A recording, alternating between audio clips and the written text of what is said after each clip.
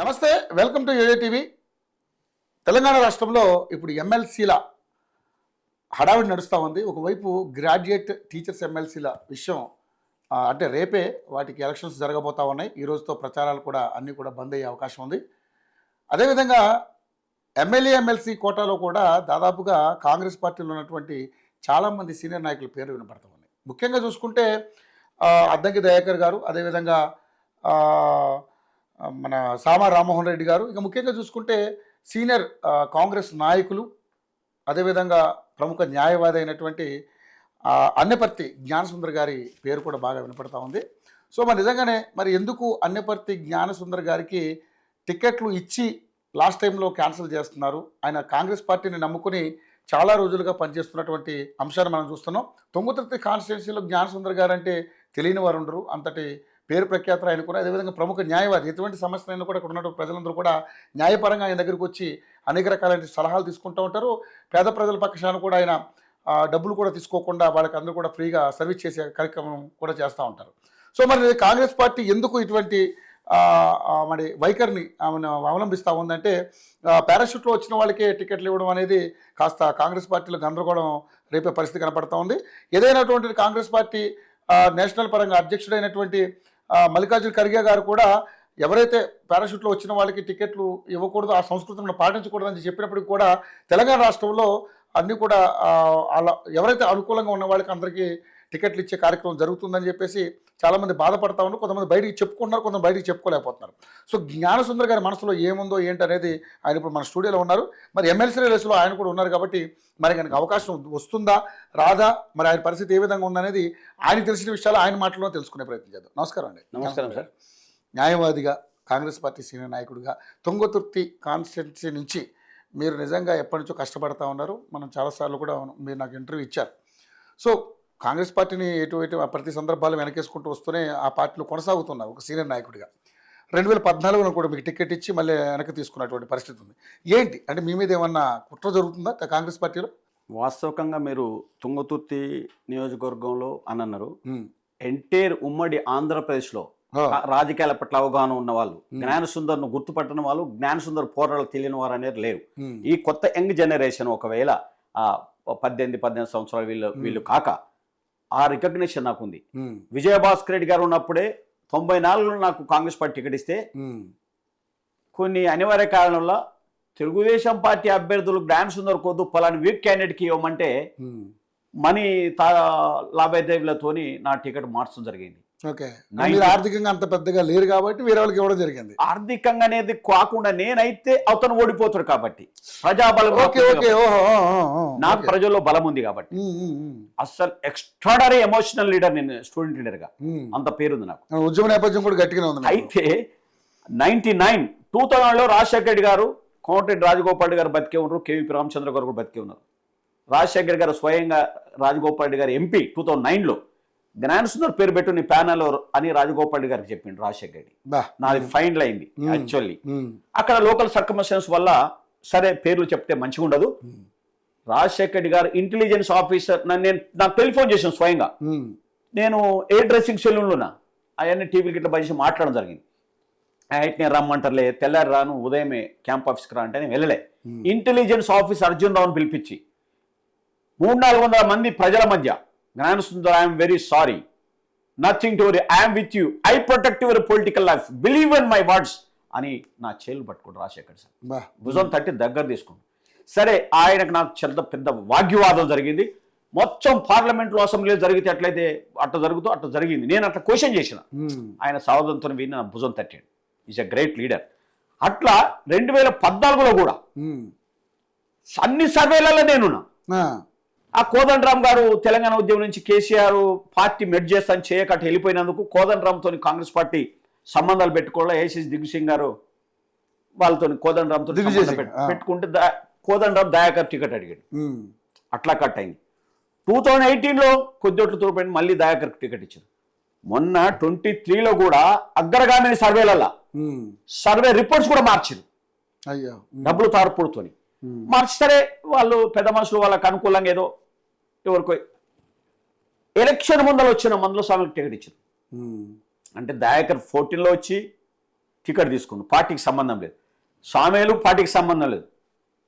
నేను విద్యార్థి పాఠశాలలో ఉండాలి, చేప నీటిలో ఉండాలి, నాయకుడు జనంలో ఉండాలి అనే సిద్ధాంతానికి కట్టుబడి కాంగ్రెస్ పార్టీ రాజీవ్ గాంధీ, ఇందిరాగాంధీ, నెహ్రూ కాంచి చేసిన త్యాగాలను దృష్టిలో పెట్టుకొని పార్టీ మారకుండా I'm ever ready to die for the people అనే పద్ధతిలో సర్వీస్ చేస్తున్నా. ఇన్నిసార్లు టికెట్ అయినా పార్టీ మీద వ్యతిరేకమైన ధిక్కార స్వరం వినిపించలే. ఒక క్రమశిక్షణ కలిగే నాయకుడిగా సోనియా గాంధీ లాంటి, రాహుల్ గాంధీ లాంటి వాళ్ళే పదవులు తీసుకోకుండా కాంగ్రెస్ పార్టీకి సాక్రిఫైస్ చేస్తున్న ఒక ఆదర్శంగా తీసుకొని కూడా నేను నోరిప్పలే. కానీ వాళ్ళ ఎమ్మెల్సీ ఎన్నికల్లో కూడా I completed MA sociology, I complete MCJ journalism course, I complete LLB. మీరు అంతకు ముందు అన్నట్టుగా నేను ఫ్రీ సర్వీస్ చేస్తాను. తెలుసు నాకు మీ గురించి, భోజనం పెట్టిందండి, నాకు తెలుసండి మీ గురించి. ఈ పరిస్థితుల్లో ఎస్ నేను గౌరవ ముఖ్యమంత్రి రేవంత్ రెడ్డి గారికి, పిసిసి అధ్యక్షులు మహేష్ గౌడ్ గారికి, డిప్యూటీ సీఎం బట్టి విక్రమార్క గారికి, ఉత్తమ్ కోడి గారికి అండ్ సీనియర్ మంత్రివర్గాలందరికీ కూడా అప్పీల్ చేస్తా ఉన్నా, నా అభ్యర్థిత్వాన్ని మీరు కన్సిడరేషన్ తీసుకోవాలి. పార్టీ కోసం పనిచేసే కార్యకర్తలకు విశ్వాసాన్ని కల్పించాలి. కానీ యాక్చువల్గా ఇక్కడ ఎమ్మెల్సీకి సంబంధించి ఇక్కడ ఆల్రెడీ ఒకసారి టికెట్ ఇచ్చిన వాళ్ళకి మళ్ళీ టికెట్ ఇవ్వరని చెప్పి అంటున్నారుగా. నేను పార్టీకి ఒక అప్పీల్ చేస్తా ఉన్నాను. ముఖ్యమంత్రి గారు, పిసిసి ప్రెసిడెంట్ గారు, మీ ఎవరైతే పార్టీ హెడ్స్ ఉన్నారో డిప్యూటీ సీఎం అండ్ ఉత్తమ్ కోడాల్స్, వారికి అప్పీల్ చేస్తా ఉన్నాను. మీరు పరిశీలించే క్యాండిడేట్లను ఇతను పార్టీలో ఎప్పుడు చేరిండు, అది కూడా చూడాలి, పార్టీకి కాంట్రిబ్యూషన్ ఏం చేసిండు, ప్రజలకి ఏం చేసిండు అనే విషయాన్ని చూడాల్సిన.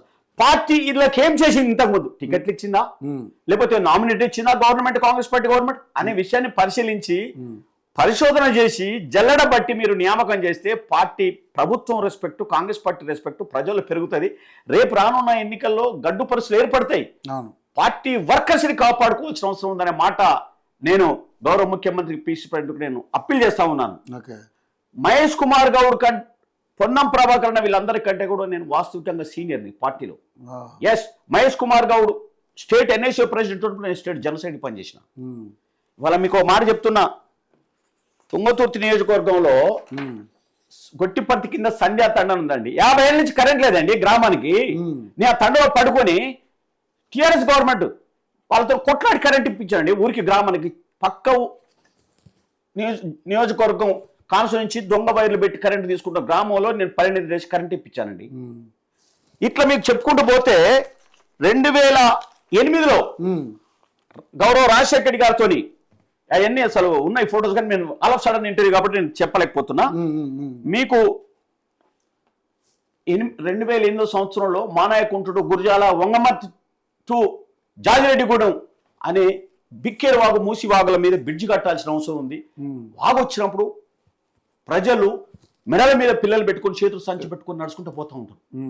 ఇక్కడ బ్రిడ్జెస్ కావాలని చెప్పి నేను పెద్ద పోరాటం చేస్తే 2 బ్రిడ్జిలు మంజూరైనాయండి. కాన్స్టిట్యున్సీ తుంగతుర్తి కాన్స్టిట్యున్సీకి నల్లగొండకు వెళ్ళాలన్నా చేయాలన్నా నల్గొండ జిల్లా ప్రజలు తుంగతుర్తికి రావాల. శాలిగౌరవ మండలం నల్గొండలో ఉంటుంది జిల్లాలో, కాన్స్టిట్యున్సీ తుంగతుర్తి. వాళ్ళు ఇక్కడికి రావాలంటే ఇబ్బంది. ఎస్, ఒక తల్లి పసికందు అమ్మ నాకు ఆకలిస్తని చెప్పి పాలు ఇవ్వమని అడగలేదు. ఈ పేద ప్రజలు కూడా కష్టం చేసుకుని బతికే ప్రజలు, వ్యవసాయం చేసుకొని బతికే ప్రజలు ఎక్కడనో పోయి ఉంటారండి. వాళ్ళ లీడర్ దగ్గరకు వచ్చి నాకు కరెంట్ లేదు, నాకు నీళ్లు లేవు, నాకు గ్రామంలో హెల్త్ డిపార్ట్మెంట్ రావట్లేదు, ఇంకోటి రావట్లేదు, పంచాయతీ సైడ్ రావట్లేదు అనే మాట చెప్పరండి. తల్లిని పిల్లలు పాలడిగినట్టుగా ప్రజలు కూడా లీడర్ అడగరు. లీడరే ప్రజల దగ్గరికి వెళ్ళాలా, అట్లా వెళ్ళినా నేను కాన్ఫరెన్స్ లో. కానీ ఎందుకు మరి కాంగ్రెస్ పార్టీలు ఇంత సీనియర్ అయిన మిమ్మల్ని ఎందుకు మిమ్మల్ని ఎదగనివ్వట్లేదు? నాయకులు మీకు అడ్డు తిరుగుతున్నారు. ఒకటి ఉంది, నేను చెప్పకూడదు కానీ ఒక్కటి నా దగ్గర ఏంటంటే ఈ పాదం గుర్తుపట్టి అలవాటు ఒక్కటి నాకు లేకపోవడం, కొంత లేకపోవడం వల్ల కొంత వెనుకబాటు అనేది లేకపోవడం వల్ల అయింది. కానీ గౌరవ ముఖ్యమంత్రి రేవంత్ రెడ్డి గారు పిసిసి ప్రెసిడెంట్ అయిన తర్వాత నిజంగా చెప్పాలంటే నాకు స్పోక్స్ పర్సన్ గా అపాయింట్ చేశాడు. నా శక్తిని, జ్ఞానాన్ని, ఉద్యమ స్ఫూర్తిని గమనించాడు, చేసిండు. కానీ టికెట్ ఇవ్వాలనే అభిప్రాయం ఉన్నప్పటికీ అనివార్య పరిస్థితుల వల్ల ఇవ్వలేకపోయాడు. కానీ మొన్న కూడా యాక్చువల్గా ఎవరికైనా ఈ రాష్ట్రంలో కాంగ్రెస్ పార్టీ ప్రభుత్వం నామినేట్ ఇవ్వాలంటే ఫస్ట్ ప్లేస్ లో జ్ఞాన సుందర్ ఉండాలండి. నేను ఈ విషయాన్ని సీఎంకు, డిప్యూటీ సీఎంకు, పిసి ప్రెసిడెంట్కు ఉత్తమ్ గారు నోటీస్ తీసుకొస్తున్నా. నేను ఒకటే అంటున్నా, మాకు స్పోక్స్ పర్సన్ ఇచ్చినాడు ఇంటర్వ్యూ చేశారండి. మీరు ఎమ్మెల్యే కోటాలో ఎమ్మెల్సీలు కానీ నామినేట్ పదవి కానీ ఇచ్చేటోళ్ళు వాళ్ళు కాంగ్రెస్ పార్టీలో ఎప్పుడు చేరిండ్రు, వాళ్ళు ప్రజలకు కాంగ్రెస్ పార్టీ ఏం చేసిండ్రు, వాళ్ళ సీనియారిటీ ఎంత అనే విషయాన్ని మీరు ఇంటర్వ్యూ చేయాలి. With documents I can prove, I'm ready to prove it. అరే వెంగళరావుతోనండి, వెంగళరావు గారితో మీకు చిన్న అన్ని నేను చూపించలేను. వెంగళరావు గారితో కూడా ఇది జలగ వెంగళరావు గారండి. జలగ వెంగళరావు పక్కనే ఉపన్యాసాలు ఇచ్చే ఫోటోస్ కూడా ఉన్నాయి, అవి అందుబాటులో లేవు, ఫేస్బుక్ లో ఉన్నాయన్ని. అయితే నేను ఏమంటున్నా, ఇది యాజ్ ఏ స్టూడెంట్ లీడర్గా స్టూడెంట్స్ ప్రాబ్లమ్ మీద యాజిటేషన్స్. నేను ఈ విషయాల మీద మీరు కాంగ్రెస్ పార్టీ కనుక ఇంటర్వ్యూస్ కండక్ట్ చేస్తే నేను డెఫినెట్గా నేనేం చేసిన విషయాన్ని చెప్తే విస్తుపోవాలి. విత్ డాక్యుమెంట్ ఎవిడెన్స్ నా దగ్గర. నాకు స్వార్థం లేదండి. ఈ రోజు వరకు నా ఇల్లు లేదండి. గ్రామంలో మా నాన్న ఇచ్చిన ఇల్లును గ్రామ పంచాయతీ కార్యాలయం కట్టించినండి. సూర్యాపేటలో ఎకరం భూమి ఉంటే అమ్ముకున్నానండి. అలా కోట్ల రూపాయలు ఇవ్వాల ఈ రాజకీయాల కోసం. అంటే బాధపడకండి. నిస్వార్థమైన జీవితాన్ని గడిపే వాళ్ళను గుర్తించకపోతే ఎట్లా అనే విషయాన్ని నేను నోటీస్ తీసుకొస్తా ఉన్నా. అంతేకాకుండా సోనియా గాంధీ గారిని కాంగ్రెస్ పార్టీ అధ్యక్ష పదవి చేపట్టమని సూర్యాపేట పట్టణంలో కాంగ్రెస్ పార్టీ కార్యాలయంలో 1998లో ఇండిఫినిట్ ఫాస్టింగ్ చేసిందండి. కాంగ్రెస్ పార్టీకి నాయకత్వం కొదవ ఏర్పడుతుంది, మీరు లీడర్షిప్ చేపట్టాల్సిన అవసరం ఉందనే మాట చేశాను. చెప్పగలుగుతారా ఎవరన్నా ఈ మాట? అంతేకాకుండా సూర్యాపేట రేవంత్ అన్న గారు ఏదైతే మూసీ ప్రాజెక్టులో నీరు వల్ల మురికైపోతుంది, ప్రజలకు ఇబ్బంది అవుతున్న మాట అంటుండే, ఆ ఉద్యమాన్ని నేను 2001లో కృష్ణా జలాల సాధన సమితి అని చెప్పి పెట్టి సూర్యాపేటకు 20 కోట్ల రూపాయల మంజూరు టీడీపీ గవర్నమెంట్ లో మంజూరు చేయించాను. ఇట్ ఈస్ ఇవాళ మనం పత్రికలు తిరిగేస్తే చరిత్ర చేస్తే డెఫినెట్గా ఇది ఉంటుంది. అరే ఆ రోజు కూడా నా మీద దాడి చేయడానికి ప్రయత్నం చేసింది టీడీపీ గవర్నమెంట్ లో వాళ్ళ నాయకులు. నేను ఎట్లా నష్టం జరుగుతుంది, మూసి ఏరు చెట్టు ఉన్న పంట పొలాలు ఎర్రగైతున్నాయి, తాడి చెట్లు కళ్ళు పారితే ఎర్రగా వస్తుంది, బర్రె ఆ మూసి ప్రాజెక్టు ఎమ్మటున్న గడ్డిని గేదెలు తింటే ఎర్రని పాలిస్తుందని చెప్పి ఆనాడు ఉద్యమం చేసినాయి. అలా రేవంత్ అన్న అంటున్న మాట వేరకు శాంక్స్ చేపించాం. ఇవాళ ఈ రీతిగా నేను చెప్పుకుంటూ పోతే సోనియా గాంధీ, ఇందిరాగాంధీ, నెహ్రూ, రాజీవ్ గాంధీ, డాక్టర్ అంబేద్కర్, మహాత్మా గాంధీ వాళ్ళ సెలబ్రేషన్ చేసి గ్రామాల్లో ఫిలాసఫీని చెప్పానండి. ఎవరైనా చెప్పగలుగుతారా ఈ మాట? ఇప్పుడు మీరు ఇంటర్వ్యూ చేసిన ఎవరు చెప్పలేరు, ఎవిడెన్స్ చూపించలేరని అంటున్నా. నాలాంటివన్నీ గుర్తించాల్సిన అవసరం ఉందండి ప్రజల కోసం. కానీ కాంగ్రెస్ పార్టీలో ఆచారమే లేదు. ఇప్పుడు అంతా కూడా కొత్త వాళ్ళు పక్క పార్టీ నుంచి వచ్చిన వాళ్ళకి అప్పటికప్పుడు నిజంగా మందుల సమయాలకి అట్లా వచ్చారో లేదో టికెట్ ఇచ్చారని గెలిచారు. అదే టికెట్ మీకు ఇచ్చుంటే మీరు పక్క గెలిచేవారు కదా. 100%. ఇంకోటి మీకు చెప్తున్నా, 94 నుంచి నిన్న 23rd వరకు ఏ సర్వే చూసినా జ్ఞాన సుందర్ పేరు ఉంటుంది. నేను పరిశీలించమంటున్నా, ఎవరికి తెలియదని. ఎందుకు మీ మీద కాంగ్రెస్ పార్టీ ఎందుకు ఆ రకమైనటువంటి? నేను సరే సర్కమస్టెన్స్ ఒక్కొక్కసారి ఒక్కొక్క సందర్భంలో వాళ్ళ మీద ఒత్తిడి జరిగి నష్టం జరిగింది. నేను ఎవరిని నిందించట్లేను, కానీ న్యాయం చేయాల్సిన అవసరం పార్టీకి ప్రభుత్వానికి ఉంది. ఎందుకొరకంటే నాలాంటి కార్యకర్తను నాయకుడిని మీరు ఆస్తుల మీద ఆశ లేనివాడిని, ప్రజా సమస్యల మీద అవగాహన ఉన్నవాడిని, ప్రజల పనిలో అలసి ఆకలి తీర్చుకున్నవాడిని, అలసటలో ఆనందాన్ని పొందేవాడిని. అందుకే మిత్రమా, బానిసగా జీవించలేను, యజమానిగా వ్యవహరించలేను, బాధితుల బంధువుగా, అనాథాత్మీయుగా, సత్యానికి సన్నిహితుడిగా, కాంగ్రెస్ పార్టీ సైనికుడిగా, మహాపురుషుల మార్గంలో జీవిస్తున్నా, ప్రజాసేవలో మరణిస్తానే సంకల్పం ఉన్నదండి. నాలాంటి వాడిని కూడా మీరు పట్టించుకోకపోతే, గౌరవించకపోతే, ఈ పార్టీ రానున్న రోజుల్లో చాలా గడ్డుపు రోజులు రాబోతున్నాయి. అవును, డెఫినెట్ గా ఎస్, నేను కళలో, జీవంలో, నిద్రలో కూడా ప్రజల గురించి, పార్టీ గురించి ఆలోచిస్తానండి. నాకు వేరే వ్యాపకం లేదండి. మీ కళల్లో ఉన్న కన్నీళ్ళే నిజాయితీ తెలుపుతున్నాయి. కానీ ఒకటి నేనేమంటానంటే, అంతర్గత ప్రజాస్వామ్యం ఎక్కువ ఉన్నటువంటి మీ పార్టీలో మరి మీకు పదవి వస్తుందని ఆశించడం ఎంతవరకు కరెక్ట్ నాకు అర్థం కావట్లేదు. అంటే కానీ మీలాంటి సీనియర్ నాయకుని అయితే సత్కరించుకోవాలి కాంగ్రెస్ పార్టీ, అది తన యొక్క బాధ్యత కూడా. కానీ ఈరోజు ఆ పరిస్థితి లేదు కదా. ఇప్పుడు ఎవరికి నిన్నగాక మొన్న వచ్చిన ముందుకు వచ్చిన వాళ్ళు అందరూ పక్క పార్టీలో వచ్చిన వాళ్ళందరికీ టకటక టికెట్ ఇచ్చారు, గెలిచారు, వాళ్ళు ఎమ్మెల్యేలు అయిపోయారు. అంటే కొన్ని సందర్భాల్లో చేసిన వాటిని పార్టీ ఆత్మవిమర్శ చేసుకోవాల్సిన అవసరం ఉంది. అదే అంటున్నాను. రేపు నియామకాల్లో రియల్ వర్కర్స్కి రికగ్నైజ్ చేయకపోతే పార్టీకి నష్టం జరుగుద్ది. సార్ మరి మీరు ఏమన్నా సోనియా గాంధీ గారికి కానీ లేకపోతే రాహుల్ గాంధీ గారి లెటర్ అంటే ఇప్పుడు ఈ మధ్య అయితే రాయాలి కానీ రాస్తున్నా. రేపే డెఫినెట్గా ముఖ్యమంత్రికి అండ్ పిసి ప్రెసిడెంట్కు మీనాక్షి నటరాజన్ ఇన్ఛార్జ్ నిజంగా చెప్పాలంటే ఆమె వచ్చినాక నాకు కూడా కొద్దిగా నమ్మకం పెరిగింది. ఎందుకంటే మనం కూడా అదే కోపకు సంబంధించిన వాళ్ళం కాబట్టి డెఫినెట్ గా కార్యకర్తకు న్యాయం జరుగుద్ది. రేవంత్ అన్న కూడా పునరాలోచన పడ్డాడు. రియల్ కాంగ్రెస్ పార్టీ వర్కర్స్కి పోతే నష్టం జరుగుద్దనే అభిప్రాయం ఉంది.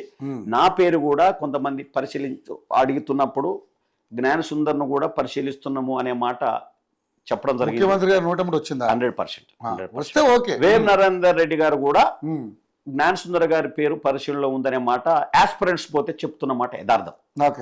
సరే నేను అనుకుంటున్నా జనరల్ గానే నేను సీనియర్ లీడర్ను, నాకు కాంగ్రెస్ పార్టీ లీడర్గా ఇవ్వాలి. ఎస్సీలో వస్తే కూడా ప్రథముని నాకు డెఫినెట్ గా ఇచ్చి గౌరవిస్తే ఎవ్రీ మినిట్ పార్టీ కోసం ప్రజల కోసం ఇస్తాను. ఇప్పుడే ఇస్తున్నా, ఏమున్నా లేకున్నా. ఇక మరణించే వరకు కూడా అదే నా కార్యక్రమం. కానీ ఒకవేళ పార్టీ గుర్తిస్తే ఆక్సిజన్ అందించినట్టయితే డెఫినెట్గా శక్తివంతంగా పార్టీని ప్రజలకు తీసుకుపోయి వచ్చే ఎన్నికల నాటికి మీకు ఒక మాట చెప్తా. రేవంత్ అన్న ఉప ఎన్నికల్లో మునుగోడు ఇన్ఛార్జ్ ఇచ్చింది నాకు. నేను ఇప్పటిదాకా ఎవరి కాళ్ళు మొక్కలే, ఓటర్ల కాళ్ళు మొక్కటి కాళ్ళు మొక్కిన. లీడర్లు ఎప్పుడు మొక్కలే ఇప్పటిదాకా. ఓటర్లు మొక్కితే కాస్త పడతాయి. ఓటర్లు మొక్కమంటే మొక్కాను. అప్పుడు డిప్యూటీ సీఎం బట్టి విక్రమార్క గారు సిఎల్పి లీడర్గా రాహుల్ గాంధీ పాదయాత్రకు రమ్మని నాకు రాత్రి 10:30 గంటలకు వాళ్ళ పిఏతో ఫోన్ చేయించాను. నేను అప్పటికే అలసిపోయి పడుకున్నా. నిద్ర లేచి అంటే పిసిసి ప్రెసిడెంట్ రాహుల్ గాంధీ యాత్రకు రావద్దంటుడు, అభ్యర్థి గెలుపు ఇంపార్టెంట్ ఇక్కడనే ఉండాలన్నాడు. నేను రాలేనన్నా. అరే బట్టి విక్రమార్క గారు ఒకవేళ బాధపడి ఉంటాడు, అరే నేను పిలిస్తే రాలేదండి యాత్రకని. మరి అదే బట్టి విక్రమార్క పాదయాత్ర చేస్తే అంటే పిసిసి ప్రెసిడెంట్ అప్పచెప్పిన బాధ్యతను నిర్వర్తించడంలో రాహుల్ గాంధీ యాత్రలో కంటే పార్టీని గెలిపిస్తే రాహుల్ గాంధీని బలపరిచింటే కదా కాంగ్రెస్ పార్టీ బలపరిచింది ఆ ఉద్దేశంతో అని పిసిసి ప్రెసిడెంట్ ఆదేశాన్ని పాటించిన. అందరూ రాహుల్ గాంధీ యాత్రకు వచ్చారు, నేను అక్కడనే ఉన్నా. తర్వాత అదే బట్టి గారు పాదయాత్ర చేస్తే నేను ఆదిలాబాద్ నుంచి ఖమ్మం వరకు మధ్య మధ్యలో బ్రేక్ తీసుకున్నా, పార్టిసిపేట్ చేసిన. అంటే నాకు పార్టీ ఇంట్రెస్ట్ తప్ప గ్రూప్ల ఇంట్రెస్ట్ వాళ్ళ మనిషిని వీళ్ళ మనిషిని నేను చెప్పుకొని తిరిగే మనిషిని కాదు.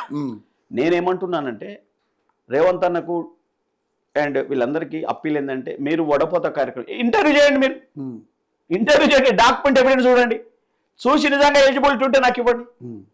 మీరు టికెట్లు ఇచ్చి ఓడిపోయిన వాళ్ళకు, పార్టీ ఇంతకుముందే వాళ్ళకు గుర్తించిన వాళ్ళకు మళ్ళా మీరు పదవులు ఇచ్చుకుంటూ పోతే పార్టీకి నష్టం జరుగుతుంది, ప్రజా విశ్వాసాన్ని కోల్పోతాం, పార్టీలో విశ్వాసం కోల్పోతాం. కాబట్టి డెఫినెట్గా మనం రాహుల్ గాంధీని దేశానికి ప్రధానమంత్రి చేయాలన్నా కాంగ్రెస్ పార్టీ మళ్ళీ కోమటిరెడ్డి వెంకటరెడ్డి గారు మీ నియోజకవర్గమే, ఉమ్మడి జిల్లా. సో మరి కోమటిరెడ్డి వెంకటరెడ్డి గారు కానీ తర్వాత మన ఉత్తమ్ కుమార్ రెడ్డి గారు కానీ వీళ్ళతో మీ సంప్రదింపులు, మీ అభిప్రాయం వాళ్ళ ముందు ఎప్పుడైనా వ్యక్తపరిచారు? అంటే ఈ ఎమ్మెల్సీ గురించి నిజంగా చెప్పాలంటే వారికి చెప్పలేదు. కానీ ఎమ్మెల్యే టికెట్లు అడిగినప్పుడు వాళ్ళతో నాకు సత్సంబంధాలు చాలా సార్లు మాట్లాడుతున్నాను. ఎవరికి వ్యతిరేకం లేదు. ఉత్తమ్ కుమార్ గారు కానీ మా జిల్లా మంత్రి సూర్యాపేట తుంగతుర్తిలో పుట్టిన నాయకుడు ఉత్తమ్ కుమార్ రెడ్డి గారు అండ్ వెంకటరెడ్డి గారు మేము కలిసి పనిచేసిన వాళ్ళము. అందరితోనే నాకు సత్సంబంధంలోనే. నేను ఎందుకంటే నగరేకల్ నుంచి వేముల వీరేశం ఉన్నారు కదా, అవును, ఆయన అసలు పార్టీలోకి రావడం వచ్చేటప్పుడు విభేదించింది కోమటిరెడ్డి వెంకటరెడ్డి గారు. అవును అవునా కదా, ఆ విషయం మీకు తెలిసిందే కదా. అంటే అనుకుంటుంటే విన్నా. కానీ రాజగోపాల్ రెడ్డి వాళ్ళ తమ్ముడు సపోర్ట్ చేశాడు, వేముల వీరేశం సపోర్ట్ చేశాడు. సో అట్లా నేనేమన్నా మీరు రావడానికి కూడా ఏమైనా సపోర్ట్ ఉందా లేదా అనేది అందుకని అంటే, ఎందుకంటే అక్కడ వాళ్ళ సీనియర్ నాయకులు వాళ్ళతో పాటు పనిచేసిన నిజంగా చెప్పాలంటే ఇంకా కొంతమంది పెద్దల గురించి మాట్లాడద్దు. నాకైతే సత్సంబంధాలు ఉన్నాయి, వాళ్ళ మీద నాకు ఎట్లాంటి వ్యతిరేకత భావం లేదు. పబ్లిక్ ఇష్యూ ఉంటే తప్ప నేను. కానీ మరి ఈ రోజు ఆ పార్టీలో ఉండి ఈ రోజు కన్నీళ్ళు పెట్టుకునే స్థాయికి వచ్చారు, మరి ఏంటి ఉపయోగం? మీరు ఎంత చేసిన ఉపయోగం ఏంటంటే అంటే నేనేమంటున్నా, నమ్మకం ఏంటి అంటే నేనేమంటున్నానే, నేను ఎన్నికల కొరకు రాజకీయాలు చేసే మనిషిని కాదు. ఓకే, ఎందుకొరకంటే రాజకీయాలను ఆరాధిస్తా, ప్రజాసేవను శ్వాసిస్తా, ప్రజాసేవలో మరణిస్తా. ఇది నా సంకల్పం కాబట్టి నేను డిసప్పాయింట్ కాలే. అందుకని మీరు పార్టీ మారేవాడిని. మీరు ఆ సిద్ధాంతాలు పెట్టుకున్నారు కాబట్టి ఇలా ఉండిపోయారు మీరు అంటారు. సార్ మీరు నమ్మండి, నాకు BJP all India SC commission chairman చేస్తాను ఇన్వైట్ చేసింది 14లో. వెళ్ళలే. ఆ పార్టీ అధ్యక్షుడు ఆనాడు అమిత్ షాతో కూర్చోబెట్టి మాట్లాడుతా అన్నాడు, నీకు ప్రామిస్ చేపిస్తాను, నా మీద నమ్మకం లేదు. స్వయంగా ఫోన్ చేసి ఒక్కసారి కాదు 3 సార్లు ఫోన్ చేశాడు. సార్ పేరు చెప్పమంటే కూడా చెప్తా.